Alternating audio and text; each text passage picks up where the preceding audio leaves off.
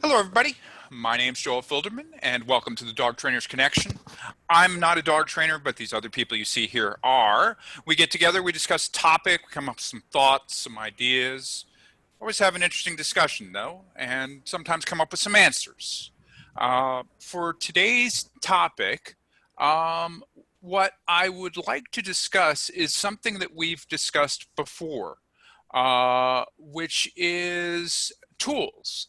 But in particular, I want to discuss shock collars, bark collars, and the reason I want to discuss that today is that there just came a news story out today that said that the second largest pet retailer in the country is now going to stop selling them. They also are trying to start a petition for all other dog pet supply companies, etc., to stop selling them. So I want to know today, folks, as dog trainers, do you think that I guess there's two different ways of looking at it, because they're saying, oh, it's more humane and it is and that, the other thing. But the other way of looking at it is, as dog trainers, is it good that they're doing this? Because as we've discussed on this forum before, if you don't know what you're doing with the tool, and I can use some other examples as well, which maybe I'll bring up as we go into this, sometimes it's not the best thing. So what I wanted to discuss today is what do you think? Do you think that this is something that's good? Do you think that this is something that, oh my God, we're going into the whole, oh, this is horrible stuff? What do you folks think about this? Anybody have any thoughts about that? I think Joyce's dog has something to say right now. She's saying, don't you put one of those things on me. Okay. So Joyce, what do you think about that? What do you think about the fact that this company said we're going to stop selling them? Well, let me preface it by saying I am part of the Shock Free Coalition. So I have a pledge that I will not support and I will not use shock in any way. So the reason I joined that coalition is partly what you said, is that it's a tool that when used incorrectly can cause a lot of damage. Personally, I think anytime it's used, it causes damage. And there are some very skilled people out there that do understand the scientific, techniques behind it, understanding, positive punishment and, when to put that into the environment and when not to. The average person doesn't, and they just turn it to 10 and shock the crap out of the dog, and right. They're just looking to stop behaviors. So for me, it's a good day. I was really happy when I saw that because I think it's a step in the right direction. I've been doing this a long time, and I've never had to use a shock collar in any of my cases. People say they've gotten to a point where they tried everything else and the shock collar was the only thing that worked, and I've just never experienced that. I've always been able to work around it by being creative and coming up with different methodologies as far as, games or, removing something from the dog's environment, or a lot of times just a lot more patience and giving it a lot more time for the dog to have that aha moment. And I get that some people just don't have patience and they don't have, they don't have the creativity to do that stuff. And but I just think we need to encourage people to go away from those first, look at different avenues. And I think that's part of what this retailer is helping out with, is that we're taking away a tool that potentially can cause some extreme damage. In some cases, I've seen dogs trained on it and they seem perfectly fine. So, there is that, but I think we know so much more these days about techniques, and we understand how the dog's brain works now. I just did a whole neurobiology class over this weekend, and my brain is just exploding from the information I received on, how everything works together up there. And the fact that they do have that map of the dog's brain now and how that all works together. So with this information, I don't know what you guys were talking about first, but I think, we had information before, and the neat thing about science is we now have new information. Right. And next year we'll have more new information, and then the following year we'll have more new information, and that's science. It's just ever evolving. Sure. So I think this is one of those steps that science is helping get us to that point, in that we now know more about how the dog's brain works and how we can use techniques and methodologies that are much, actually, probably more effective in the long run. So why not go that direction and start teaching those and using those? Okay. I've heard it. I've seen it. Like I said, I know there's people out there that use those things and use them effectively. I just think if you don't have to, why would you? Okay. Jeff, is it over the top? Well, I mean, there's a lot to unfold here. Okay. Well, I got the notification on my phone, came out on the news, PetSmart to discontinue the sale of e-collars. It's not even about e-collars, okay? PetSmart doesn't sell a ton of e-collars. Their bottom line is affected zero by discontinuing e-collars. So this is more of a public position. It's probably cheaper than marketing, right? They will garner a whole new level of clientele by eliminating the sale of something they don't really sell, right? Right. Doesn't matter what they say as long as they're talking about you. Right. And incidentally, I don't use e-collar. I mean, I shouldn't say that. I've used e-collars on blind and deaf dogs, and I use the tone and pulse option for when I do some off-leash work in my yard. But I'm not an e-collar apologist. I don't use them as part of my practice or business. So I have no stake in e-collars. If they discontinued them altogether, it would not affect me at all, right? So I have no stake in it. But the fact that somebody who doesn't sell a ton of e-collars, and the e-collars that they do sell are crap from a technological standpoint, people who are true e-collar people are not going to PetSmart to buy their e-collars. And, you know, PetSmart can say all they want, how much they care about the welfare of our animals. Take a look at the shit on their shelves and you tell me they care about the welfare of our animals. Give me a friggin' break, okay? So when you're taking this public position that it's all about animal welfare and you're selling all this crap that our pets are actually ingesting, don't tell me it's about the welfare of our animals, okay? Because it's just a bunch of crap, okay? If they really care, right, they would take a lot of stuff off their shelves, but they can't because guess what? That would affect their bottom line, okay? So these big conglomerates are not going to do anything drastically that's going to severely affect their bottom line. And again, if it was about the welfare and health and safety of our animals, just go for a walk down their treat aisle, okay? And you tell me everything there is safe and healthy for our pets. Go down any food aisle and you tell me that all of their foods are safe and healthy for our pets. Go down their aisle where they sell flea and tick products and you tell me all of their products are safe and healthy for our pets. So it's not about e-collars. I don't care what PetSmart says. Now, on the e-collar side of things, right? Again, I have no stake in it. My only concern is movements like this that ban one thing oftentimes will have a trickle effect on other things, right? So now you're going to That's kind of what I was talking about the over the top. You're going to have the rescue part of me come around.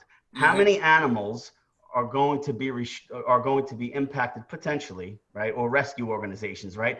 People that use martingales and slip leads. Those are all part of this tool ban thing going on. You know, and that's my problem is that if you ban one, you open the door to ban others. And while I agree with Joyce 100% that any tool and oftentimes are misused and animals exposed to things that they really don't need to be, I think we have to tread carefully when there are handling tools that have a really useful purpose when it comes to safety and other means, especially in the rescue community with all the transport that's going on now, dogs that are flight risks. You know, you can't put a harness on a flight risk dog. You can't, you know, I mean, just like Joyce said, you have regular people buying these tools. You have regular people transporting these animals.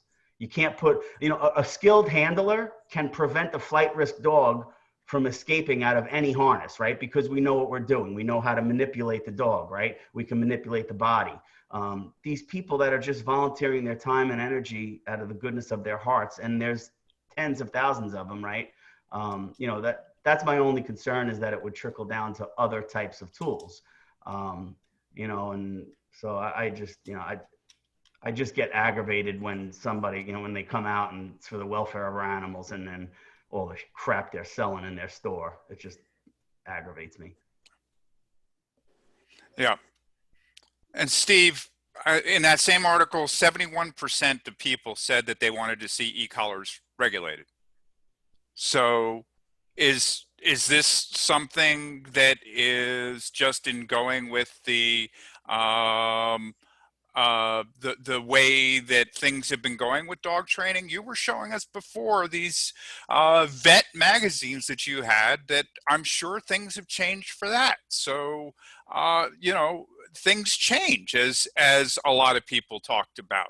So what do you think? You think that this is, I fully understand what Jeff was saying, that this is definitely some publicity and this is definitely, but you know, if in that article, like I said, 71% want to see it regulated at least. So what do you think about that, Steve?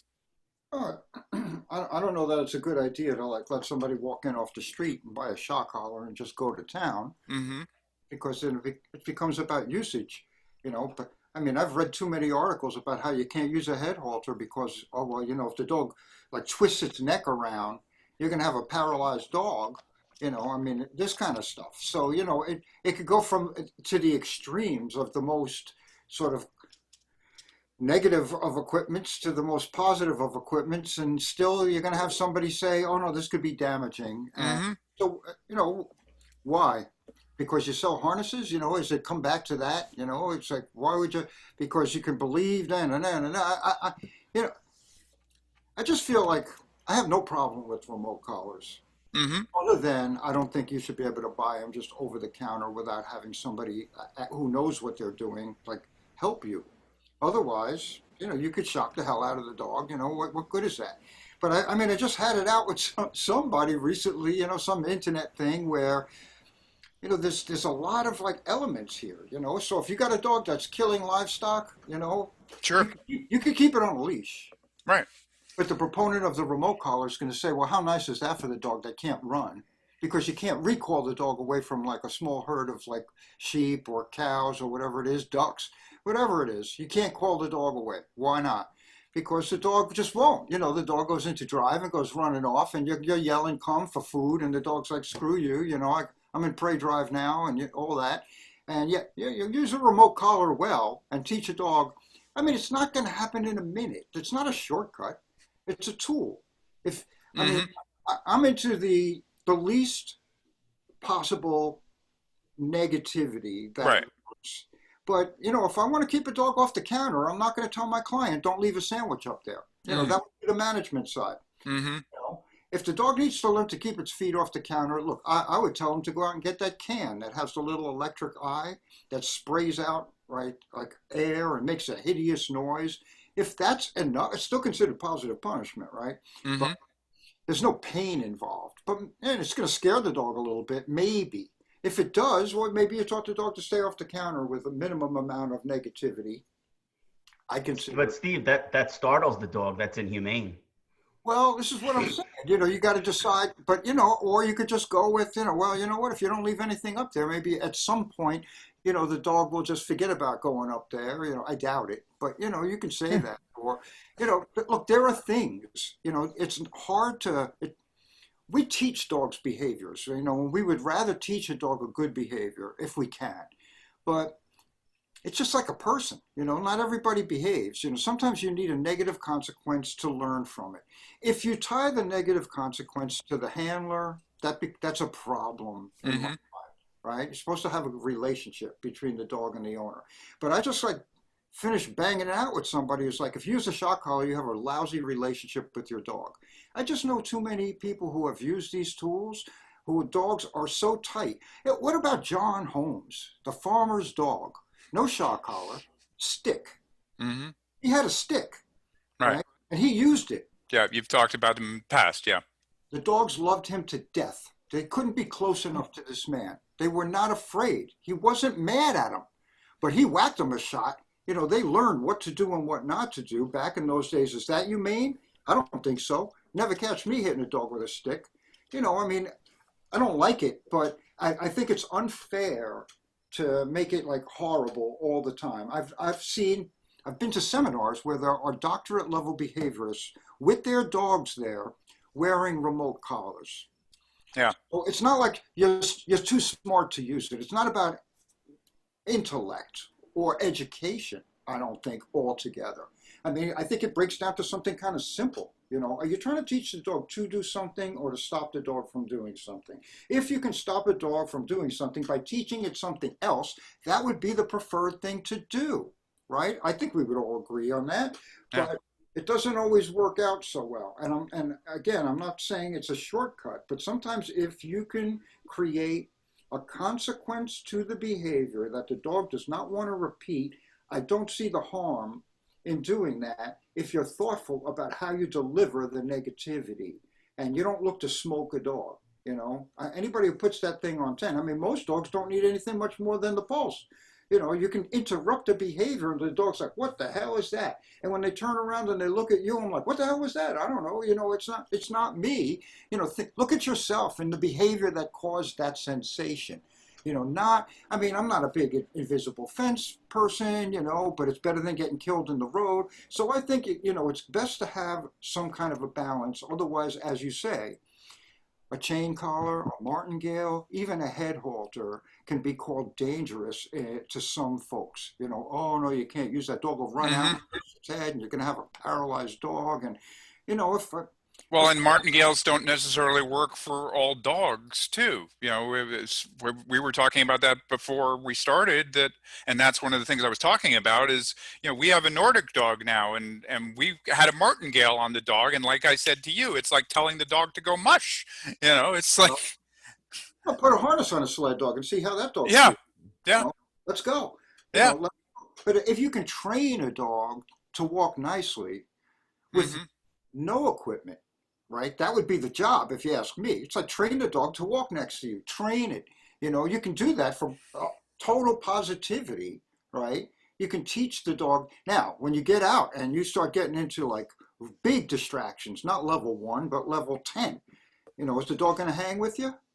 You know, how are you going to Right. flip that back around? And then you could always say, well, I'll put the leash on if I see that kind of thing. If I'm going into that, I'll change my behavior and I'll do something. And that's viable. You know, that's fine because there are people, whether you like a shock collar or not as a professional, you got to deal with your clients. You know, anything you say to them. I mean, I've had trouble with food. I had a guy threaten me once because I pulled out my clicker and some treats and my target stick. I wanted to teach the dog to target. And the guy said to me, where's the chain collar? I'm like, I don't really use that anymore. You know, I got it in the bag. You know, he's going, I didn't hire you to, I wasn't looking for a magician. I needed a dog trainer. That's what he said. He was big and burly and, you know, he was a little scary guy. I thought I was going to be found in some cement down the road, you know, really scared. So, all right, I could put a chain collar on a dog and Right. I got his touch. You know, I'm not going to whop this dog into the middle of next month because he's wearing a chain collar. But I didn't want to leave this guy with this nice dog with a chain collar on it for the sake of the dog. But he wasn't giving me a whole lot of options because he was going to kick my ass right out of his house and call somebody in who didn't mind wailing on his dog. Right. So, you know, sometimes it's not even up to us. We can do the good counseling job. We can try and steer them in a certain way, but that doesn't mean they're going to float. You know, they have their own ideas, and sometimes you've got to negotiate a little bit in order to be most helpful. I heard that. Okay. Is that a dog going? No, I don't know. Some background noise. Sorry about that. So I don't, you know, I can't muted. I don't like it being sold in the pet store. Where like Joe Schmo walks in off the street. My dog barks too much. I want to blast him when he barks. You know, the dog could be barking because what? I mean, a person Right. walking past the house, Right. you attach negativity to a passerby. You know, I mean, you know, there's some crazy stuff. People don't think it through because they don't know better. So Yeah. So, but Bonnie, I want to get back to something that Steve just mentioned and something that Jeff mentioned. And it kind of ties in with what we talked about last week, which is, you know, we talked about last week about who's responsible with the shelter and stuff. So what about the pet stores? How responsible are they? There, I agreed 100% with Jeff. Okay. They should be responsible, and it shouldn't only be the holistic pet stores that care about the equipment, the type of food they sell, the supplements. the advice, the referring to trainers for behavior problems, to be able to show somebody how to use a head halter or talk other options if the person's uncomfortable with it, or it doesn't, that's it shuts that dog down. Maybe they need to try something else. And I think that, I mean, the pet stores, PetSmart, Petco, all the big ones are corporations. Right. And They're looking around for their bottom line, as Jeff was talking about. yeah. Yeah. And as someone myself who, fresh out of school, dog training school, taught a class in Petco, it was difficult seeing birds that were sick and dying, and animals that had died that they had in the freezers, and mice running around on East 86th Street and Lexington Avenue. And I mean, it was really difficult. And even on the ritzy Upper East Side, they, they didn't care. And yeah, the stores are definitely responsible. And the e-collar should be only available to people who know how to use it and professionals. I don't know how you prove that you know how to use it. You know, how you would show that you know how to use it. I see a lot of really young trainers online using it solely in their practices and constantly talking about what they're getting and which brands are good. And I mean, I'm not comfortable with them personally, so I would refer out to someone who I know could effectively and humanely use it. But I'm just wondering, are a lot of the young trainers that are on that e-collar bandwagon, do they know enough in their experience with dogs to use it well? And where are they learning it from? Okay. That's my concern. Okay. As someone who, started Dog Trainers Connection so that people of all levels could learn from the experts, from the people that came before them. And I think that in a way I don't like the ban, because as Steve was saying, that, and Jeff, then you're going to ban all prong collars, all choke chains, and say never use them. And I think we were talking about it before, or you guys were, about what's valid from the older methods. Well, we talk about that a lot. Yeah. Yeah. And are any of those techniques valid? And were dogs okay when you used a choke chain and knew how to use it, and a prong? And I think I don't like that anybody can just order one online or go into a store and buy one. That bothers me. So in that sense, if there are some regulations about who can buy them, I would feel more comfortable with the equipment, with that tool. Okay. What about retractable leashes? They're Petco and PetSmarts. It's one of their best-selling leashes, and pretty much any municipality across the United States that has a leash law, it is a 6-foot leash law.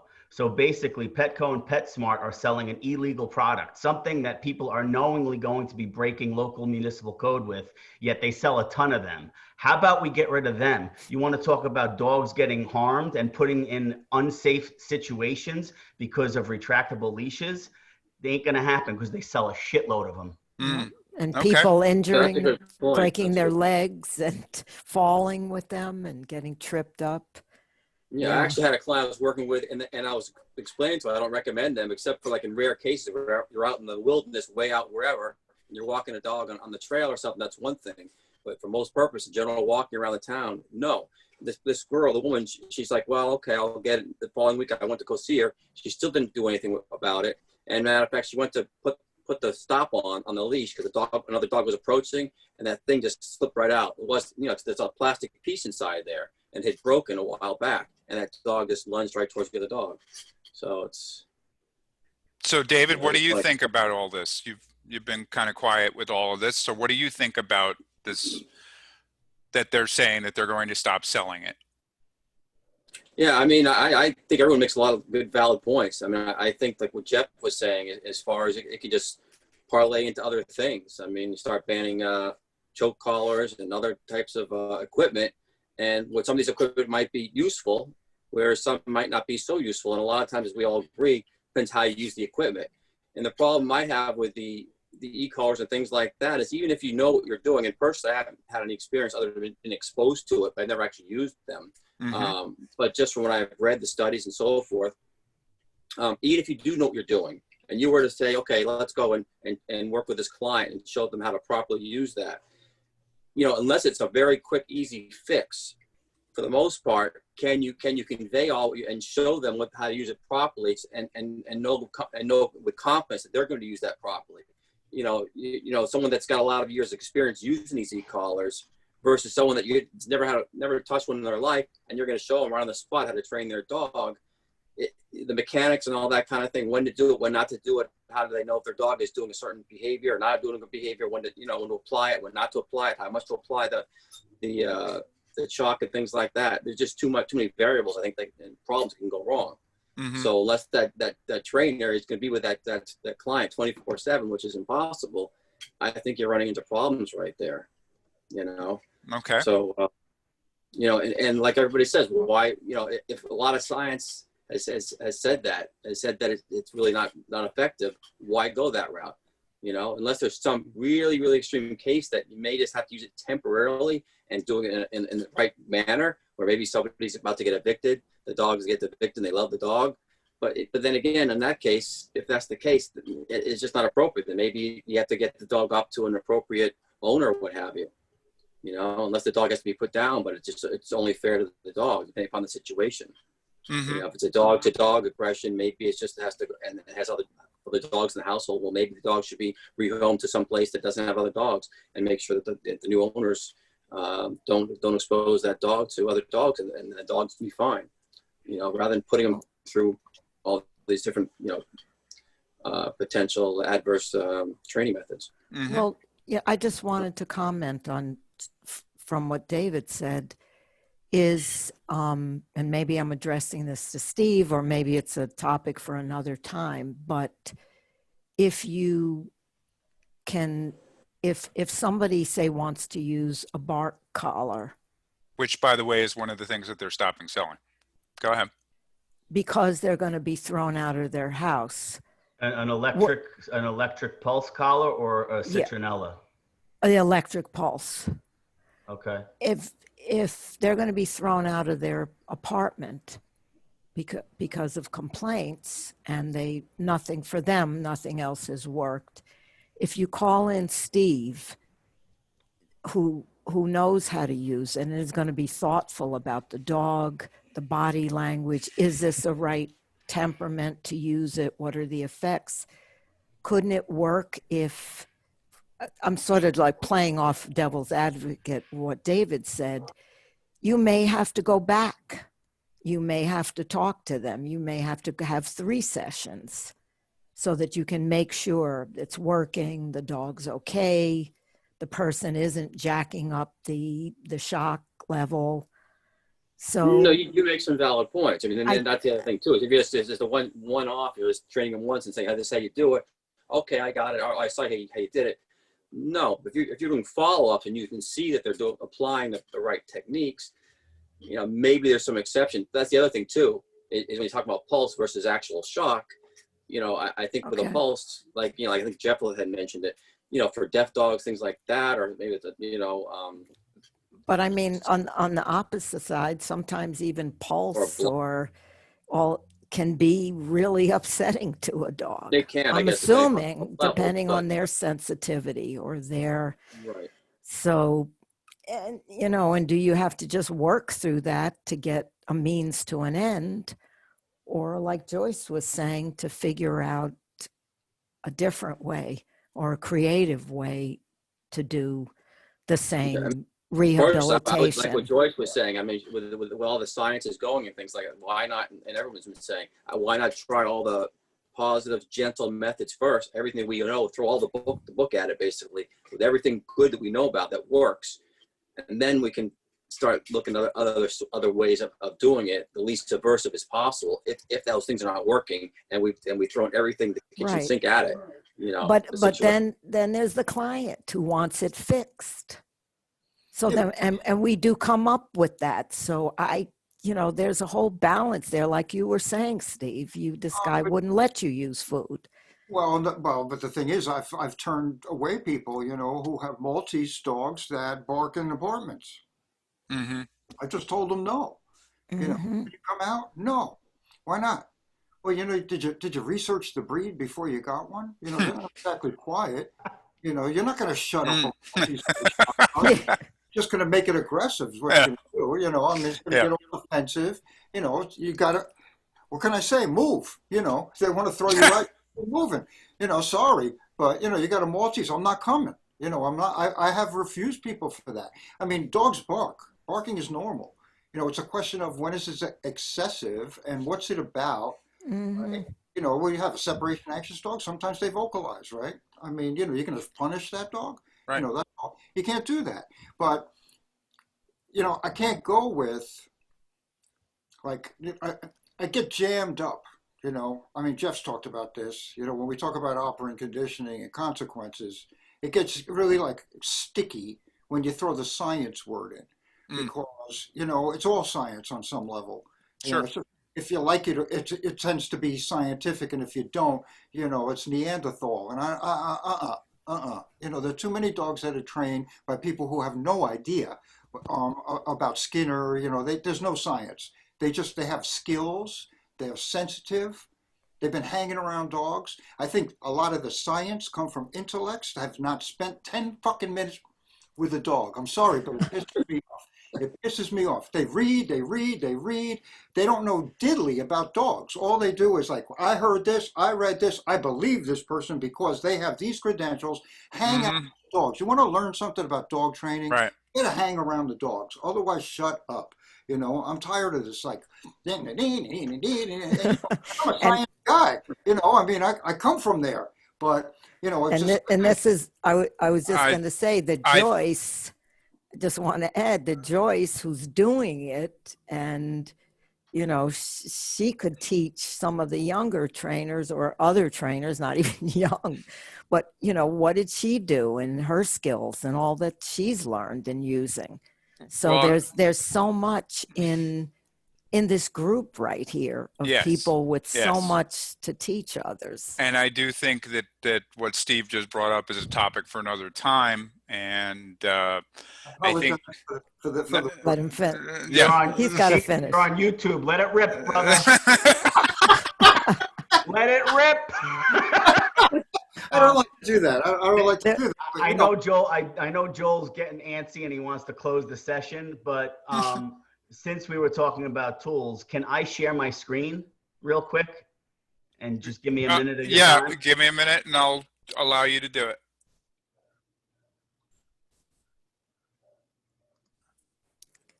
Go ahead.